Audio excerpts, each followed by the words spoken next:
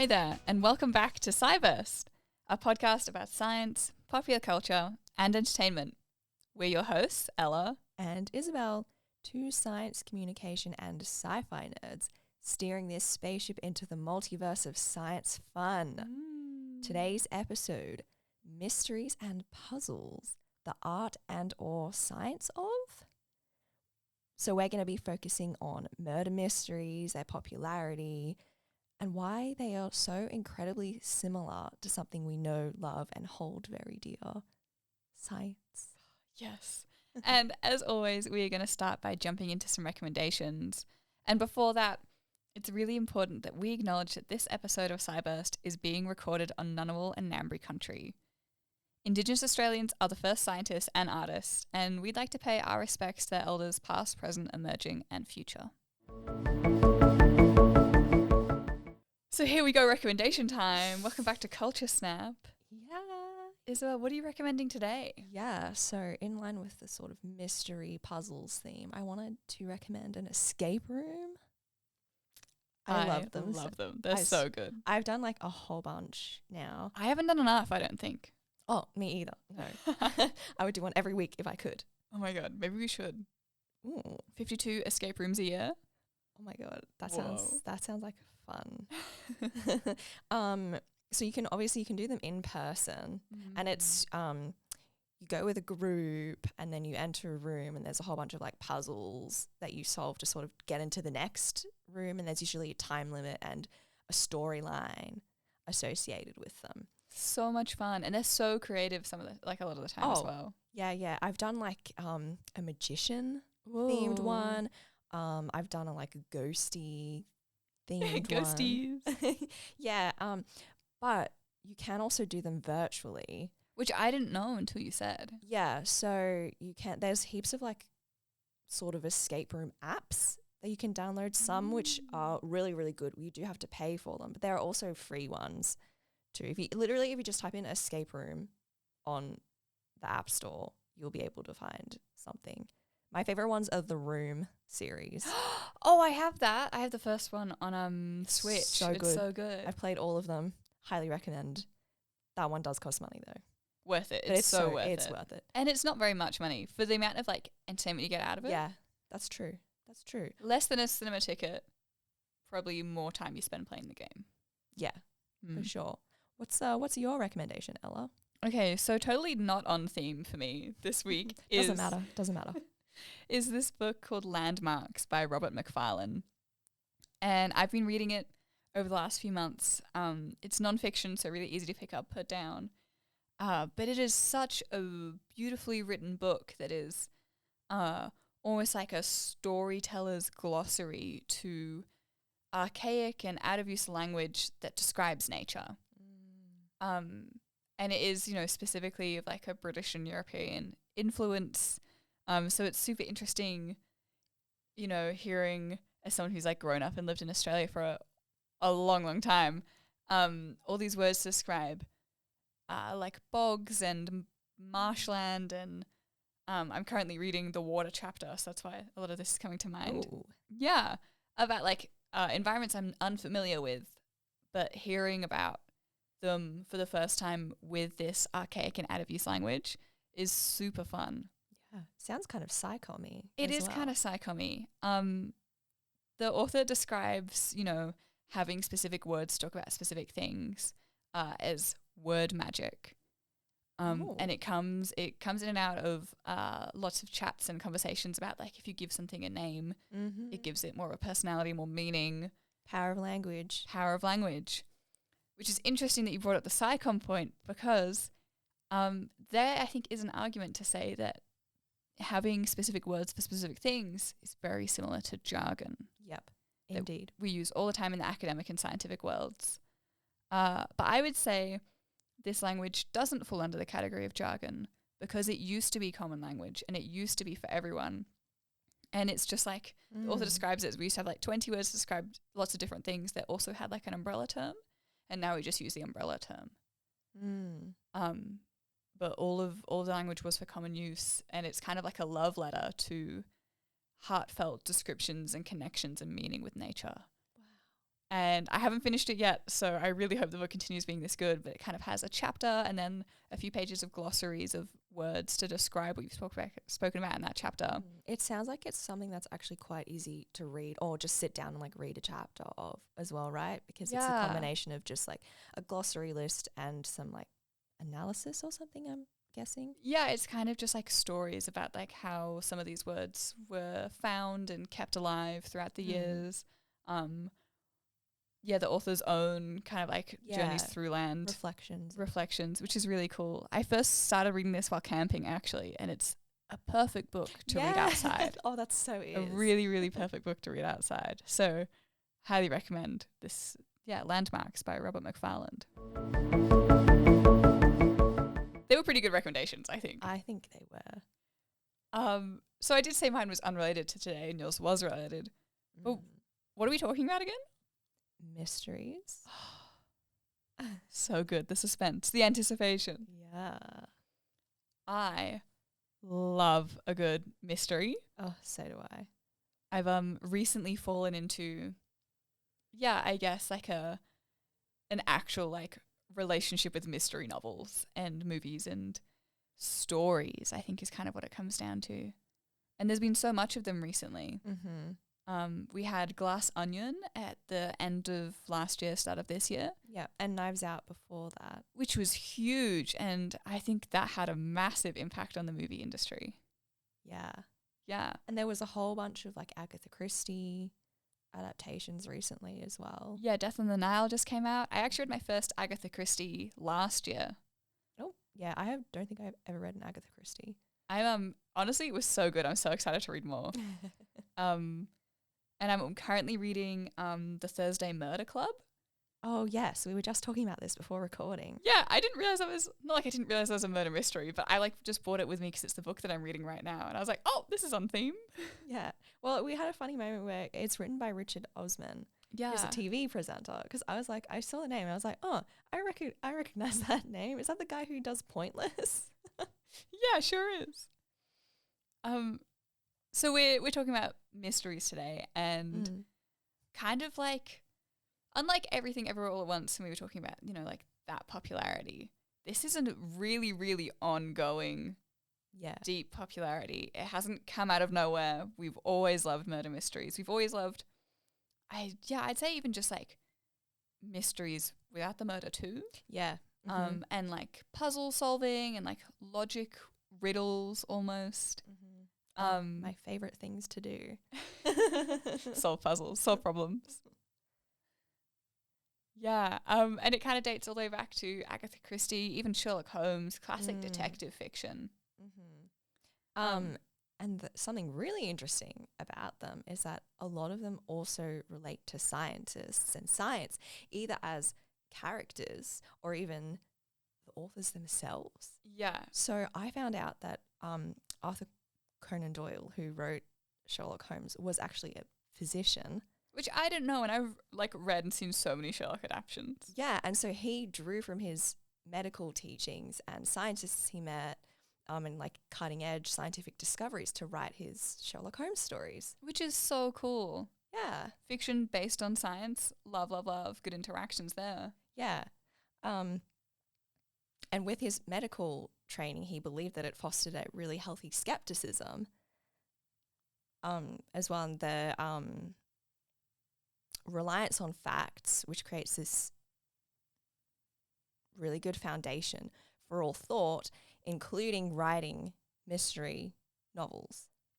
I really like, that kind of like skepticism and problem solving and like deduction kind of being a really good foundation for all thought. Yeah. And I think that's such like a jumping off point both for science and these types of stories, right? Yeah. Really funny definitely. how they come together. Yeah. So this podcast idea, I was just thinking about, the type of media I've been enjoying recently, which has been murder mysteries of late. And I was like, I think there's a parallel there. I think there's a really big parallel here. Yeah. And I think they're so much more related to science and scientific thinking than I've ever given them credit for.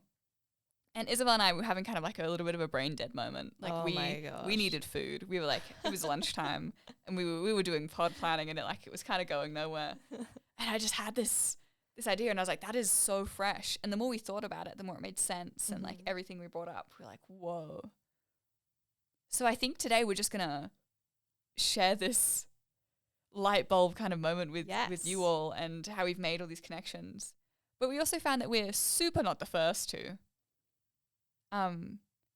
talk about like how similar science is to detective fiction and deductive reasonings. There's a really cool article that we'll put in our resources that go out after this episode, written by a neuroscientist. Was it a neuroscientist and author? Yeah.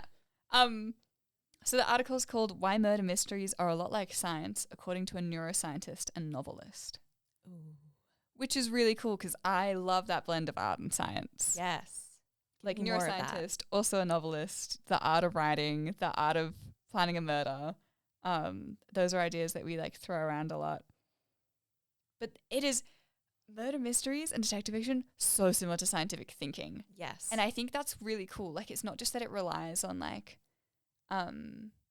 scientific methods of, we'll fingerprint and DNA trace, like those really obvious scientific links. I think the actual way of thinking, like your Conan Doyle quote. The unravelling process of it all. Yeah. Because what is science other than unraveling the great big unknown? Yeah. Not to get too deep on you, but absolutely to get too deep on you. And I also had this thought that it relates a lot to logic puzzles as well. And we see that with the start of Glass Onion. But I'll get into that a little bit later because I wanted to talk about the formulaic style of murder mysteries to start us off. Yes. Because my hypothesis is that we love this formula, and it's kind of similar to heist films as well, I guess. But I think murder mysteries are ultimately way more appealing and satisfying. And in this article by the neuroscientist, she argues that it's we like them so much because there's a massive connect between our expectations and the reality. So like we expect someone to be murdered, we expect there to be clues, we expect to be taken along for the journey, and we expect it to be solved. Yeah. There's nothing more annoying than mysteries that are unsolved. There's a lot of films now that do that. Yeah. I think honestly our brains are kind of wired to see a fulfilling end to a story, and we all really like that, and it just like tickles something inside us. And I also think it tickles those of us who are scientifically minded and who've spent a little bit of time around scientific thinking. Yeah. That sounds like us. That sounds like us. And I also think a lot of people that I know who are kind of like associated with science or technology, engineering, mathematics, I think a lot of them are murder mystery people too. There's just something that we like want to know why something's happened, and a murder mystery allows you to explore that fully. Yeah, well, it's also interesting because I had a discussion with my mum about this, who is not really a science person, but she does like murder mysteries and like mystery fiction, but she is more on the like arts side. So she has a like arts background, which is really interesting. Like we can like both get the same enjoyment out of the same thing. Yeah. Because it's also the art of how it's written. Exactly. And I think the blending of two is ultimately always going to be more satisfying. We like people who do science a lot of the time. It's not like you're stabbing in the dark. Like there are things that you're following. There's previous studies done beforehand. But a lot of the time, especially in like experimentation, you don't know exactly what's going to happen, or if you're going to get the results that you want, or what is the end result. When do you stop studying? When do you pick it up and call it a new study? And I think it's really cool because science is unraveling the great big unknown. Absolutely. But in a way that, you steer the ship in. Whereas I think murder mysteries are great to relax with as entertainment. Yeah. Because you know what the outcome's going to be. Yeah. Like because, unlike all the things that my brain is taken up thinking about, like I know I will know the ending. At the end of this 90 minutes, by the end of the 400th page or whatever. Yeah. So you're going to have a satisfying outcome. Whereas you might be working on a great, experiment for like 3 years and not know when it's going to, reach an endpoint for you.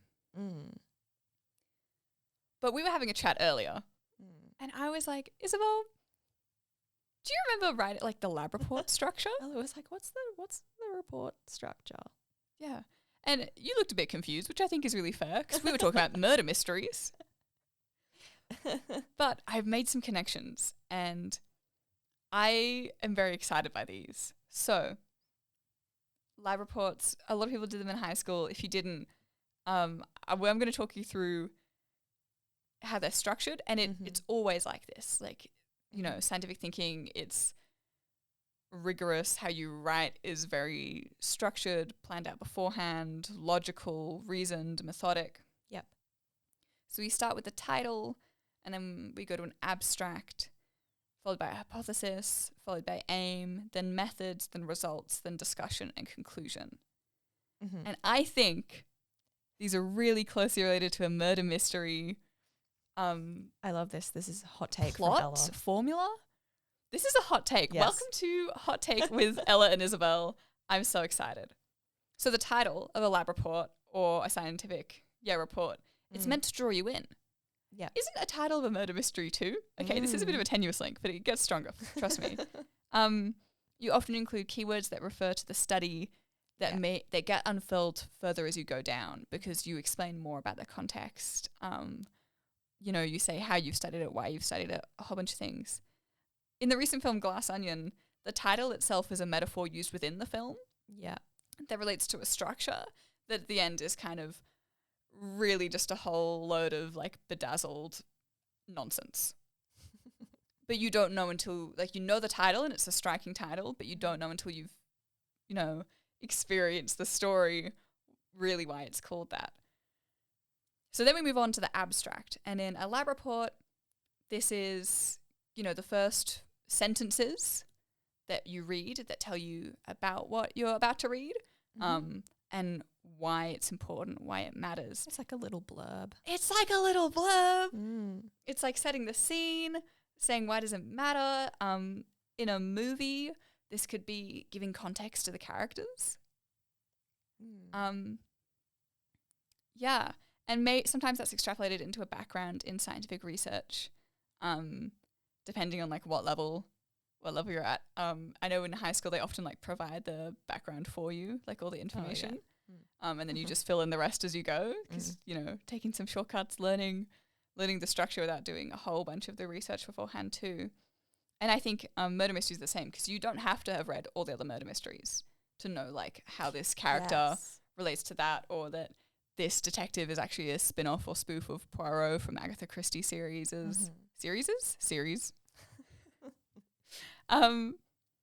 then we move on to the hypothesis, which, you know, in science is what do I think is going to happen, which I think is such a crucial element of the murder mystery. It's literally the same. It is literally the same. Yeah, the opening film, like the opening shots happen. Maybe you see the body first, maybe you don't. You get to, you know, be introduced to a first few of the characters. And you're already thinking, you know this is a murder mystery. You know you want to try and work it out before the detective does. Doesn't everybody make a like initial assumption about who's done it as well? Yeah. You're like, oh, it's definitely that character. And then as the story goes on, you're sort of like, oh, hang on a minute. As the story goes on, usually I find in modern ones, you're like, it could be literally anyone. All of these people are horrible. All these people have motivations too. The hypothesis is kind of like initially what you think is going to happen. And I think that's so similar for murder mysteries. We then go on to the aim, which is normally what we're hoping to get out of this. Obviously, murder mysteries, we want to know who done it. Obviously, yeah. But we also want to know why we're investigating. Like sometimes in Glass Onion, the detective doesn't know why he's there. He doesn't know who hired him. So there's other motivations and aims too. It's like, you want to know who killed this person because they're so prominent. We want to know who killed this person because their house was left to somebody we don't think it should have been left to. Yeah. There's a whole bunch of other overlapping aims, I'd say, in murder mysteries if they're good. And especially modern ones, I think, do a really good job of drawing us in with this. And then we get to methods, which I think is kind of like act 2, kind of like a really bulk of the story, is we're trying to work out in murder mysteries how this person was killed. Yeah. Was it in the library with a candlestick by Professor Peacock? Like going with Cluedo? And in the science world, this is how are you doing your experiments so someone can replicate it? Yeah. So they're quite related. But then it's also how is the detective like thinking through who did it too, right? Yeah. There's this list of 10 Commandments of Detective Fiction by Ronald Knox. And this author was in the Detection Club with Agatha Christie. And though a lot of these rules are really outdated, they come from a time where there was a plethora of detective fiction. And he made some rules to be like, okay, let's not have more than one secret room or hidden passage per story. Like, you're kind of dragging on a bit. And one of them is that the reader should be able to follow every single one of the detective's thoughts. Like, the detective shouldn't have thoughts that the reader doesn't immediately know, or they shouldn't stumble upon a clue the reader doesn't know. Which I think really fits into, like, methods is, like, we're supposed to be exposed and taken along. Yeah, I've for the seen that. ride. I've seen them do it in some really interesting ways as well. I don't know if you've seen Sherlock, Ella, the TV. Oh, the BBC one? series. Yeah. I have it on DVD, Cumberbatch. girl. Don't even worry about it. Yeah, you know how they sort of show when Sherlock walks into a room, like the analysis he does of a person? Yeah, Like, they have it zooms in kind of on as bits. special effects. Yeah, it's really cool. Yeah, I just wanted to mention that. Yeah, there's this really cool one in, like, season 4 for BBC's Sherlock where they show, like, him dragging a window in so you can see, like, the angle of light coming Yeah. through. That stays with me forever. Oh, yes. So you're seeing kind of, like, how they did it and you're following along the detective. And then we get to results, which in the science world is, like, I've done my experiment, here's the numbers I pulled out, or Yeah. here's the observations I made. And in murder mystery, it's evidence, clues, Yeah. observation. We're Here's talking to neighbours. all of the collection of stuff that I've got Yeah. from this investigation so far. But it's not put together yet. Yeah. It's just, like, clues as they come, and we're like, how does this fit in? Which takes us to the discussion, which in my mind, other than the next part, which is conclusion, is the most important, but I also think it's the most interesting part. It's like, well, this piece of evidence could mean this. Here's its situation. Like, Yeah. here's it situated in a bunch of context from, like, other papers that I've drawn out. Other experience that I have, and in the fiction world, conversations I've had, places I can place this in real life. It's like, he left the train at 9:42, but what you didn't know is he came back and got on another train at 9:43. Like, it's kind of like piecing everything together, Yeah. working all out, making some big leaps, but ultimately, the best of it is left for the conclusion, Yes. which is the big reveal. Yeah. This is get everybody in a room, lock the doors. I'm the detective. I'm about to tell you exactly what happened following all this evidence you're aware of as my audience. I'm about to get you all in a room. I'm going to say, lock the doors. The murderer is here tonight. I'm going to perform for you. And this is the satisfying bit that everyone waits for. And I'd argue in a really, really good scientific paper or story of fiction, like written, or movies, or I think you can probably do like podcasts too of murder mysteries, which would be so sick. Those exist. Yeah, they fully should. That's so exciting. Yeah. I think about 90 seconds before the detective says who it is, you should know as an audience member. Yes. Like, you should have Worked it out. that moment. So when it comes, you're like, aha, I knew. Like, it shouldn't be a shock. I feel like it should all start making sense. So you've read the discussion in like a scientific paper and you're like, I bet this is leading to. Like, it is logical. It relies on information, and you start putting together all the little bits of information and the big picture makes a bit more sense now.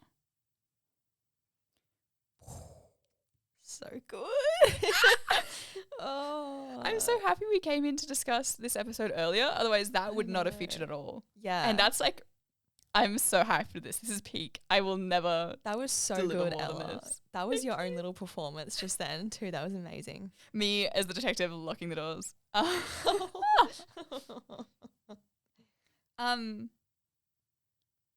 Yeah. And I kind of just wanted to, I think that's a really, really fun like parallel that I can make fit and makes a lot of sense to me. In real science, I think the mysteries are still to be unraveled. Like you look at little bits of it at a time. It's never like, well, I've solved the murder, now we're done. Well, it's a lot slower. It doesn't take 90 minutes to understand the world.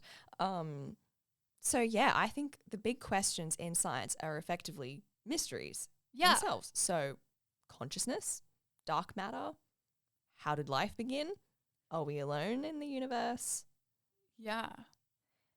They're all mysteries that we're, trying to solve slowly and methodically together, which is really cool. Yeah.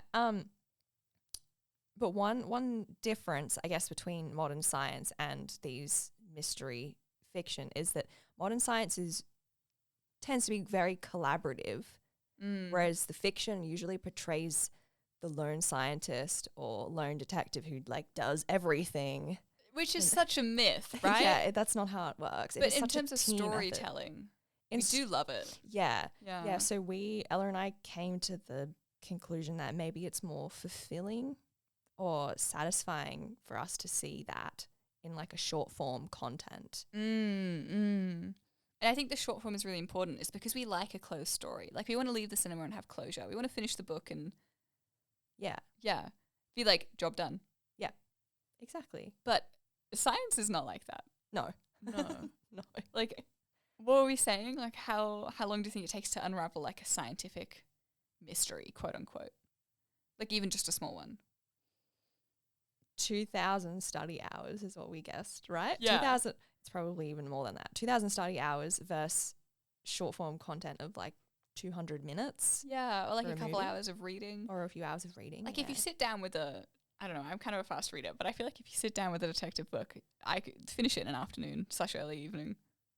Yeah, if it's the typical, 200 pages. And speaking of short form content, let's talk about Knives Out. Knives Out is such a good film. End of sentence. Yeah, Ella likes it a lot more than me, but you didn't like it? No, I liked it. It wasn't my favorite thing, I guess I'm just more scientifically minded out of the two. Oh my gosh. There were some interesting things in there that I will talk about. But I'm going to let you introduce Knives Out. Yeah. So Knives Out by Ryan Johnson. Gorgeous film. It has a sensational cast, really. A cast too good for its own uses, but I think honestly they do so well. It's so stunning, and I love the meta-reflective kind of nature of a lot of modern mystery films, which is the person who gets killed at the start, they're a mystery novel writer themselves, and their entire house looks like it's out of a game of Clue, and everyone knows that, including the audience, including all the other characters on screen, the detectives and the police who turn up the house are what is going on? It literally looks like a Cluedo game board. And they mention that in the film too. Yeah. It's so much fun. And I feel this has been not modernized. It's being done in a way that's very, very engaging for the type of audience that we have now. But it does such a good job of having different characters who are all hiding something. Yeah. And a lot of the film is working out what they're lying about and where the inaccuracies and the overlapping of their stories means and which one is the truth, quote unquote. I really love this idea in the film of how the truth is intermingled with the web of how each of us see reality. And how we hide from what we know to be true just by pretending that the version we want is true. Yeah. And they're all entangled together. I really loved the start of the film where all the people are describing to the detective, oh, it was my dad. They're all kind of talking about the dad, the granddad, the murder victim, sadly. Oh, no. They're all talking about him, and they're it was his birthday, and we were having the best time as a family. And each of them imagine them right beside him as he blows out his birthday cake candles. And by the second time the audience sees this with a different person, one of them has to be lying. Yeah. And it's just that everyone kind of has their own self-importance and the way they see the world and the way they want to think, the way they want to make others see them too. And I think that's a really interesting concept for a murder mystery novel where you're trying to untangle the truth. What's really interesting too is one of the characters, the nurse character, who has she can't lie. Such a good dynamic. Because so she has this thing where every time she tries to lie, she throws up. Almost immediately. Yeah. Yeah. And the detective's like, I don't believe this. And then she lies and she just goes, and he's like, oh no, I didn't mean to make you throw up. I'm so sorry. Which is a really interesting way of like helping the detective navigate the truth and having the audience be like, out of all these horrible characters, here's one that we can trust. Yeah. Well, and the way that dynamic plays out in the film, because you start to learn things about her too. Exactly. Yeah, there are no big spoilers in this. Don't worry, friends. If you haven't seen it, we're not going to tell you the ending. I do recommend you see it. I think it's really fun. I wanted to talk about too, like, though there's like a lot of things that they do that like makes it really modern. There's so many familiar beats of the movie of how we have information revealed to us piece by piece by piece until it all orchestrates together, and then boom, suddenly this like connection and remember the lab report. Yeah. Which is interesting because it comes back to science central in the end, doesn't it? Yes. Yeah. And there's like scientific thinking of like you start with the unknown and you test and you make it replicable. Deductive reasoning. Yeah, which is almost scientific, right? Yeah. I have this quote from, let me just say, this is from an arts criticism journal as well. So the quote is, and it's talking about mysteries and murder mysteries, says, the detective will reason as a scientist, observing, applying knowledge of causes and causal laws, inferring to best causal explanations, eliminating initial hypotheses by further observational testing, and arriving at the end at the single coherent narrative that captures all the data. Wow. Yeah. That is so cool. This is an arts journal being like, hey, detectives are basically scientists. Yeah. I love it. I love, like, I know there's like a little bit of confirmation bias when you come up with a theory and you're like, I just want this to be true, so you start making connections. But to see it, you know, be like pieced together around different disciplines, like you got the neuroscientist, you got this arts journal. That's so fun. I love this a lot.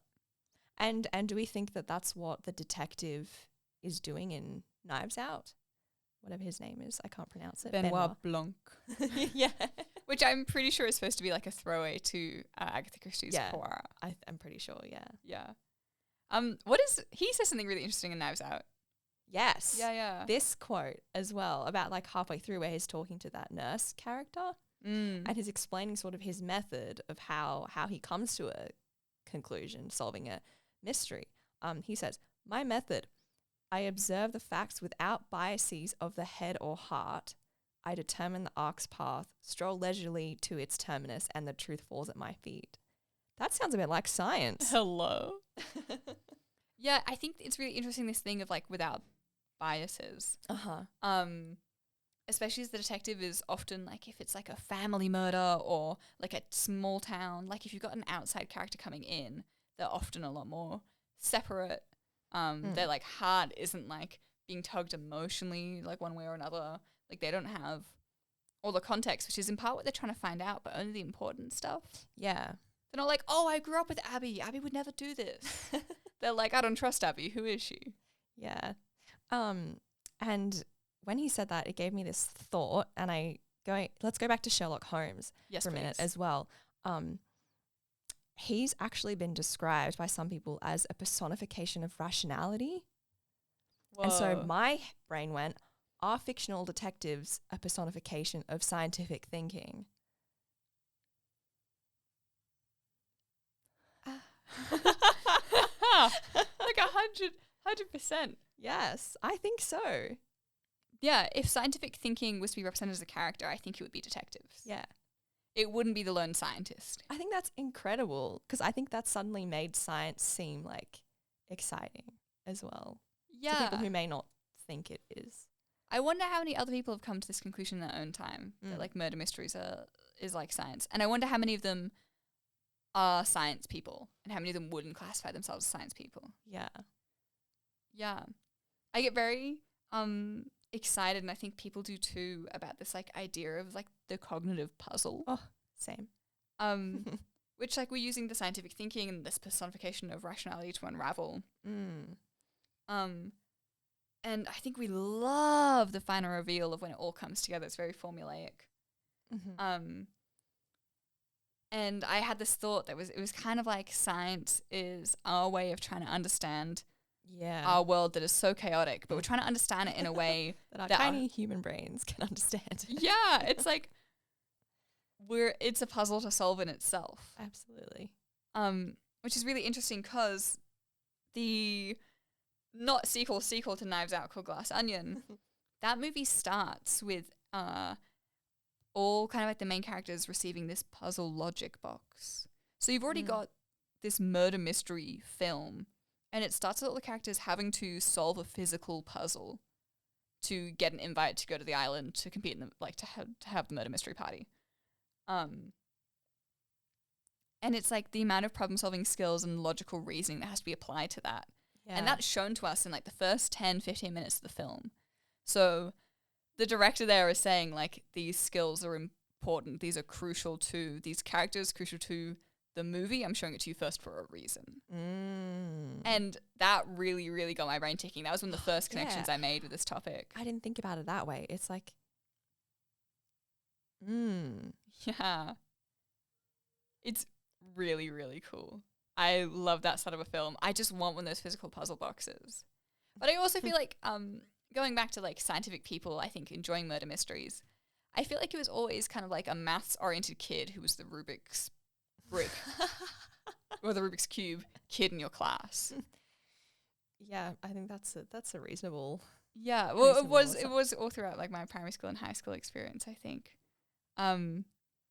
Yeah, this idea of like logical problem solving physically too, as well as like fictional.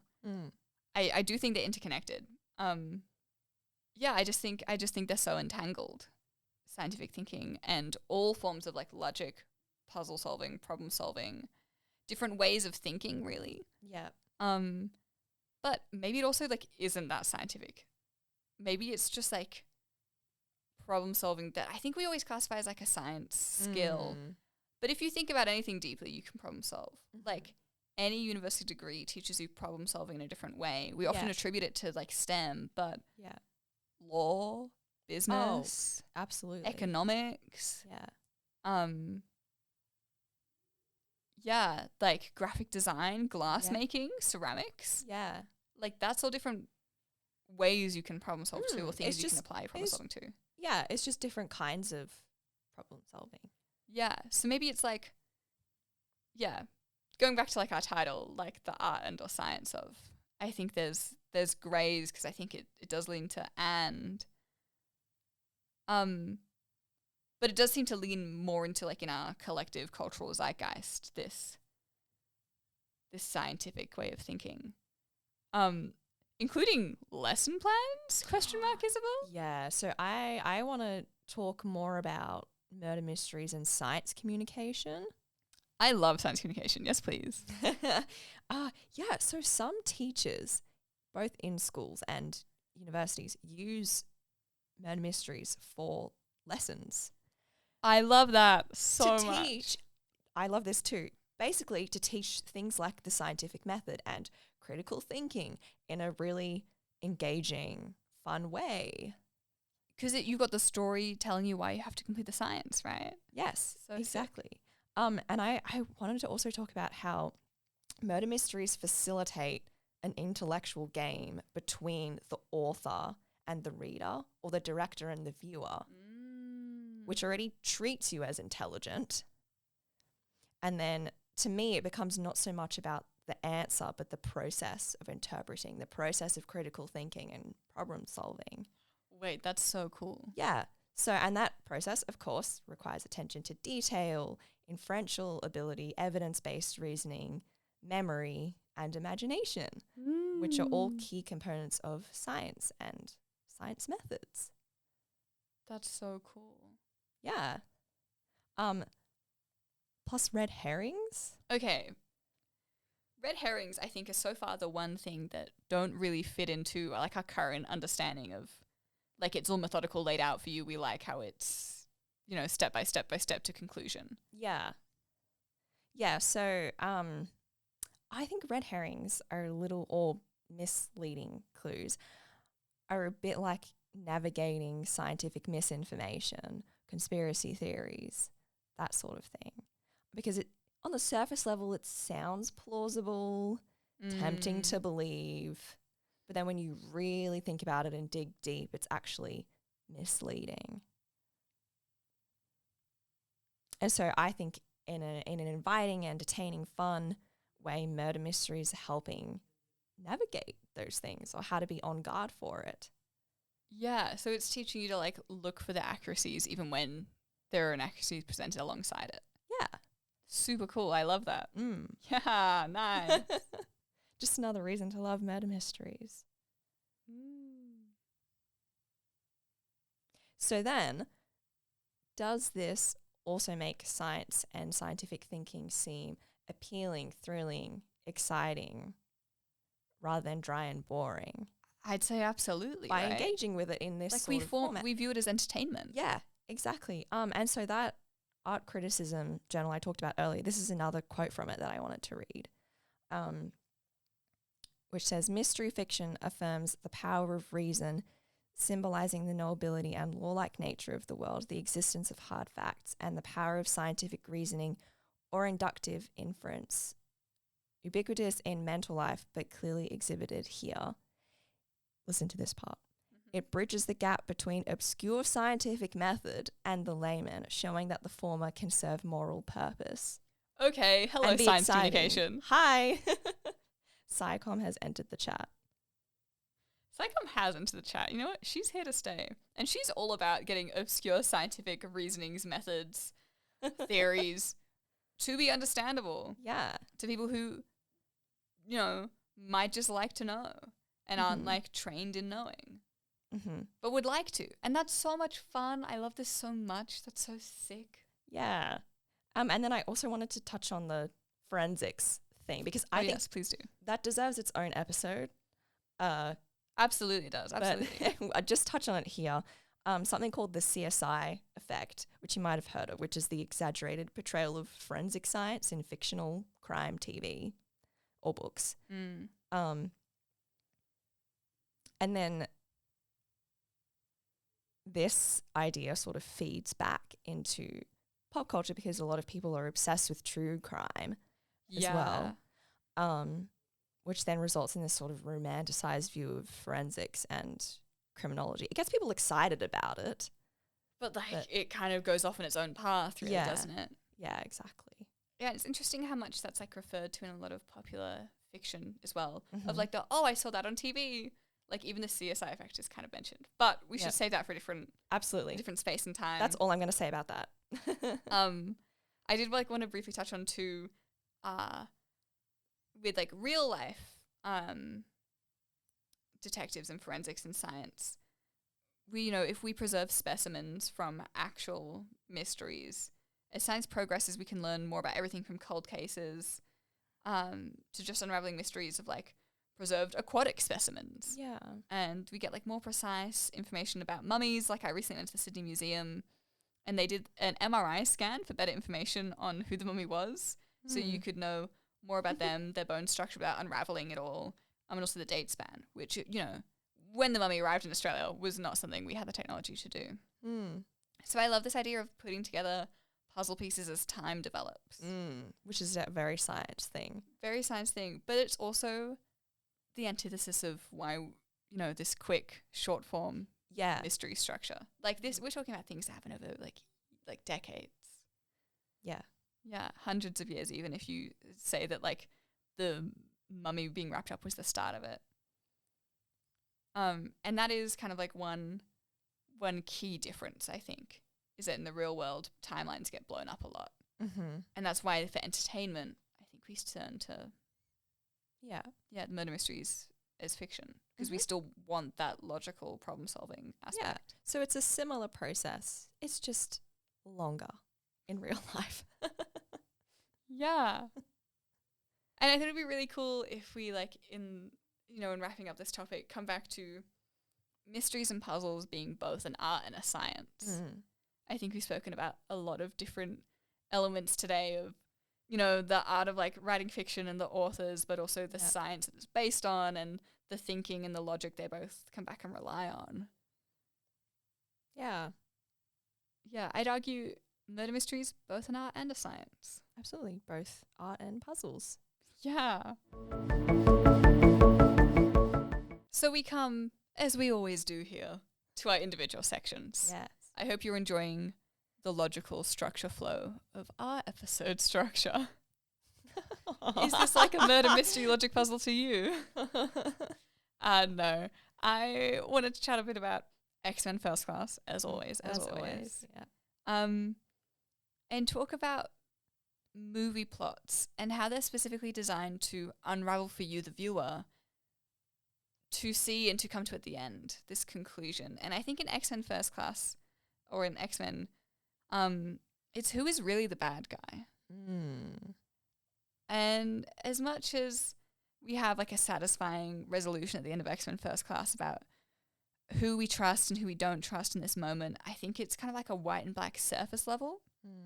And when you think about it and you get like a little bit more just below surface level, like it's not too far at all really, because the movie shows you this, it wants you to unravel. And I don't think it wants you to accept who it is painting as the villain and the hero, because it itself does it, and it's like walking such a fine line. We have these really morally grey characters underneath this surface level. And on this plot level and resolution level, I think you feel more uncomfortable with it because of the moral ambiguities of the characters, specifically Magneto. And it kind of like brings together this idea of wrong actions for the right reasons. And often like the right reasons, historically have been like we rely on history and the overwhelming and overarching narrative to tell us who is right and who is wrong. My favorite, because I've watched so many superhero movies in the last few years.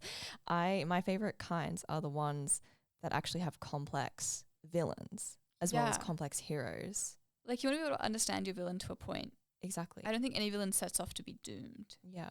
So they like believe in their cause and they also believe it's going to work. But the point I wanted to make with X-Men First Class is, though I think while we love the satisfaction of a murder mystery unraveling, I think sometimes a complete unraveling where everything makes sense isn't what our brains are after. And I, thought that really heavily related to our episode on Everything Everywhere All at Once. And I did just want to bring that up because they recently won a whole lot of awards, and I'm super happy for that cast and crew. I think that's awesome. But yeah, I just wanted to leave us with this thought of like, yes, our perceptions meeting with reality is satisfying. We also still do enjoy the other. Yeah. Oh, thanks, that's where Ella. it came to.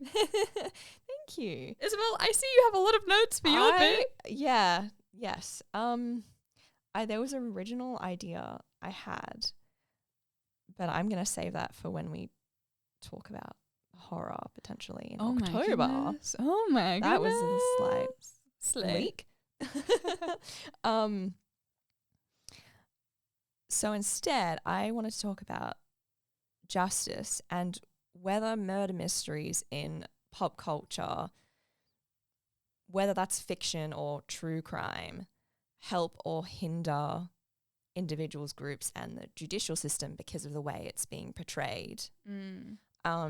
So some people think that it glorifies serial killers, detective work, and morbid fascination with other people's pain. And yeah, it definitely exaggerates and stereotypes, but I think it's more complex than this and can actually be a really positive thing. Why?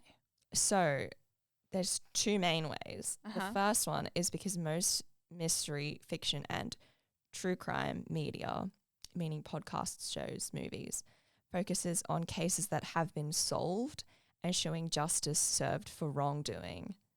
which are then helpful in starting conversations about and raising awareness of horrible crimes like domestic violence and pushing society to make measurable changes to support victims. And so in that way, it's comforting, reassuring, maybe even empowering, and beneficial to emotional well-being of individuals, groups, and communities who have experienced those things. I really like that. Yeah. And the other way is, and this is more related to true crime than it is for mystery fiction, in reigniting investigations into cold cases and miscarriages of justice. So it can bring public attention to cases that have gone cold and spark new leads. And I'm thinking of shows like Unsolved Mysteries, which, have you seen any of that, Ella? Is that the ex-BuzzFeed one? BuzzFeed Unsolved, No. and it was huge on the internet for a while. I'm not sure if it's BuzzFeed. No, I think these might be two different ones. But, But Unsolved Mysteries go hard. Yeah, so it's like an hour or so each episode, and it's still something that's hasn't been solved yet. And what they do at the end of the episode is like, if you have information about this or like think you can help, like go here and let us know by putting it out to the public like that. So then this can also increase public pressure on authorities, or even pique interest of police investigators to reopen a case because they're getting the pressure from the public to be like, oh, is maybe we this should thing? We revisit should that. go look at that. Yeah. Yeah. And then that also spotlights cases previously ignored because victims were from vulnerable or marginalized communities. Oh, true. Yeah, and so I want to give some recent Australian examples, which include the podcast Bowraville, which highlights the unsolved murder of 3 Aboriginal teens in New South Wales in 1991.